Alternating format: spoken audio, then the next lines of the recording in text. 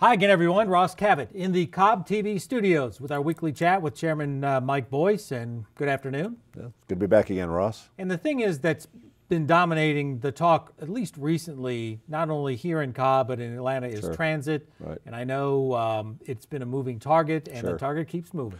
Right. I just think that right up front here, this week's session is going to be about the transit issues and the transit issues only, because this is something that's a multi-layered cake where a lot of people have their fingers in it, or maybe it's a multi-contented pie with everybody with fingers in the pie. On one hand, obviously we have the people of the county who have made it very clear that now is the time to start addressing some of our traffic, transportation, and transit issues. And I think this has been a growing crescendo, not just in Cobb County, but throughout the Atlanta area, which is why we have the two bills that have been proposed. Both of them crossed over last week, and both of them have been referred to a conference committee.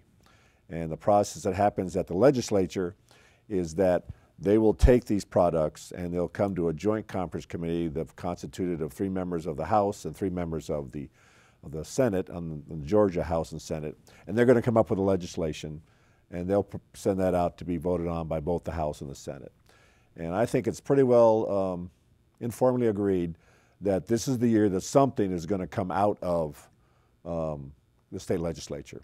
So the challenge for us is that we have to make sure that we have language in there that addresses Cobb's particular interests. And I'm not going to get into those details because it's a moving target right now. And this is where I get into this talk about why this is a multi-layered or a multi-content pie.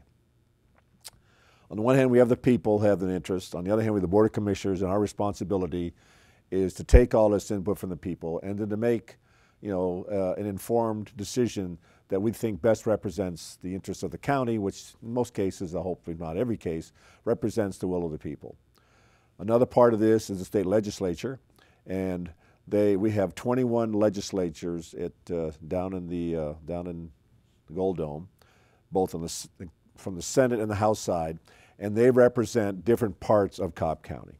Obviously, some of their districts lie outside Cobb County, but we have 21 people who represent people in Cobb County for the state purposes.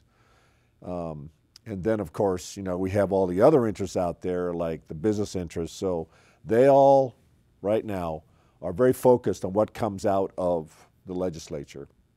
And what we have to do is to come together with these various communities and with one voice influence what comes out of the conference committee. And last week, we had a meeting with the chamber, bringing together the business interests. On Monday, we had lunch with the state of our delegation from Cobb County. All 15 of the 21 showed up, which is really, I think, reflective of the fact that people are really interested in this particular bill, and they want to make sure that they're all at the table.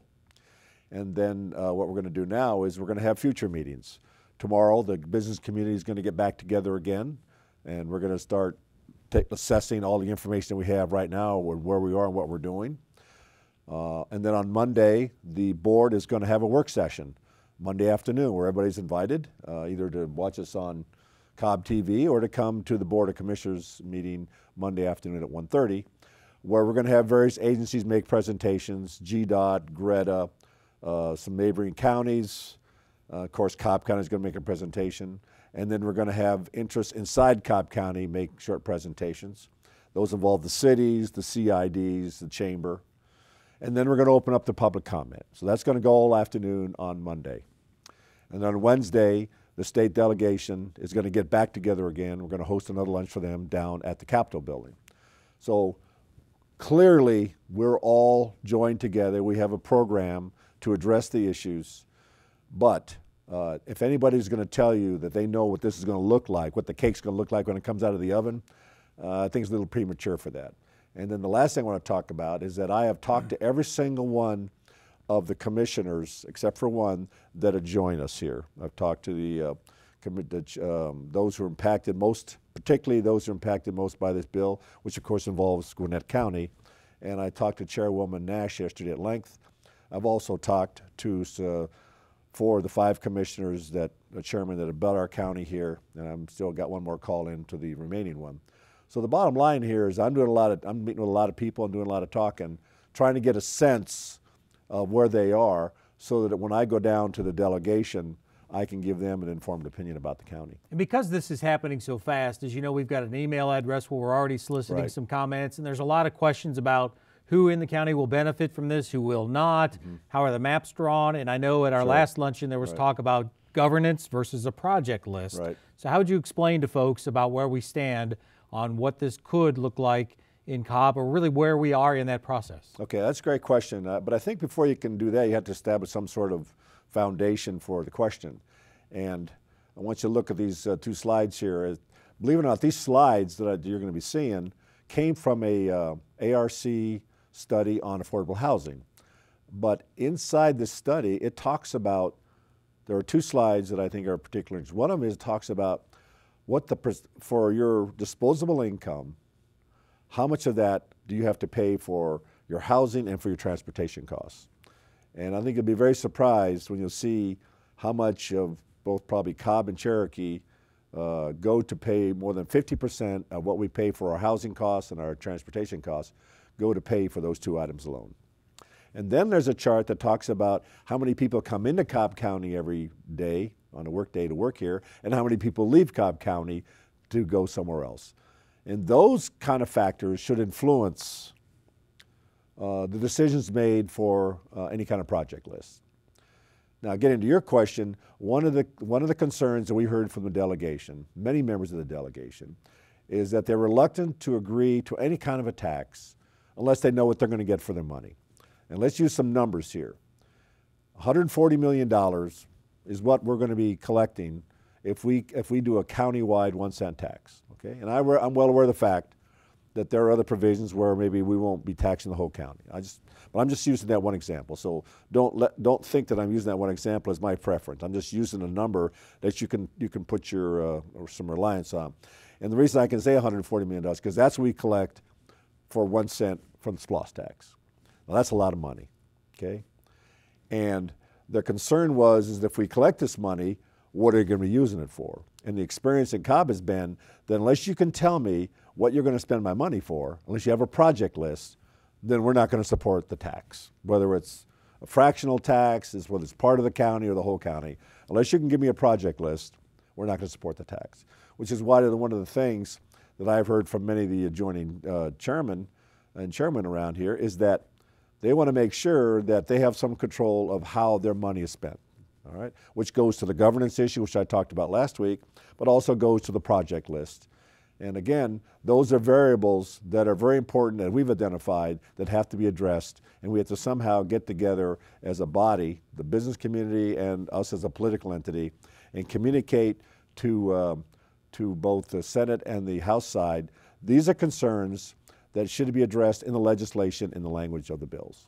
I would imagine there's got to be some level of frustration, though, as you go forward, something that obviously is going to be very important for the county, but it's moving very quickly. Yes. It's happening down in Atlanta, and involves so many players. Sure. How difficult is it, do you think, to get our voices heard in the debate? Well, certainly there won't be much sleep in the next couple of weeks, because the important thing is that these committees from the Senate and the House come out of the conference committee and the Joint Conference Committee. We need to make sure we're down there to give them the answers, because the time's going to move very quickly and they can't be going around looking for us to give them some answers. But I think it's important to realize that I'm not doing this alone, all right? I've used the word I and we a lot in this video this week. But there are two very important players right now that have been really connected to this process. First one has been our Deputy County Manager, Dr. Jackie McMorris, who has been down there practically every day, not just dealing with this issue, but other legislation that's important to the county. And then, of course, there's Commissioner Bob Ott, who has been our point person on this transportation issue for months now. Of course, he is our board representative and liaison with the transportation department here, but he's also been the go-to person working with Representative Tanner and the delegation to try and shape something that's going to be beneficial to the county. So, as Paul Harvey said, stand by for news. And as you said, you're trying to get all the people involved in it Right. that you can Right. before this thing goes through. That includes the residents, the citizens of absolutely. Cobb County. Right. We've already gotten a lot of reaction from them, and you're inviting more as we go through this process. Absolutely. I think by now everybody recognizes that I believe in democracy and that the answers to most problems or issues that come to our board, if you go to the people, they will give you the answer. All right. So I think on this one here, we have a compressed time schedule, but between the social media, between electronic mediums, between board meetings like this, and I really encourage people to send emails or comment on it, because they do influence how the board reacts to a situation. We are heavily influenced by what we hear from the community. And on this one here, keep those cards and letters coming. And I know too, a lot of people have sent questions to us wanting to know when they might have a referendum on this. Sure. And like everything else, that seems to be a moving target. Yeah, but it's certainly no earlier than November of 2019. Right. And I throw that out there first to take the pressure off our elections director here, because she's probably saying, holy cow, if we want to do it in November, what I have to go through. Because people don't realize there's a lot of constitutional and legal wickets we have to go through before we can host a referendum. We don't need that pressure, because if you want something bad, you get it bad.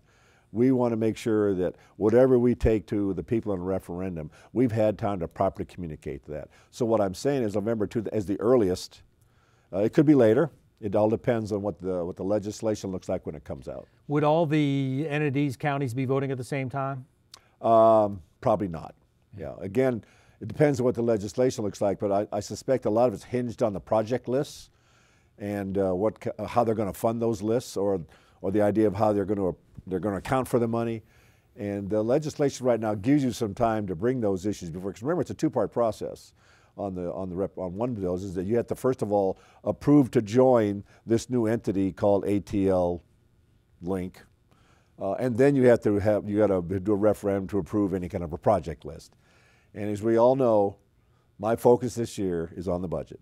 And there's no way I'm going to put something out there that's going to detract from this very critical issue called a budget, because this year is an important year for the future of Cobb County, that we provide the necessary funds to make sure that we continue to provide the resources that we can live in a county where we can safely work, live, play, and pursue our dreams. But it sounds like for the next 2 or 3 weeks, your attention is going to be diverted from that. Well, I don't think sleep is going to be part of that equation, but it has to be done.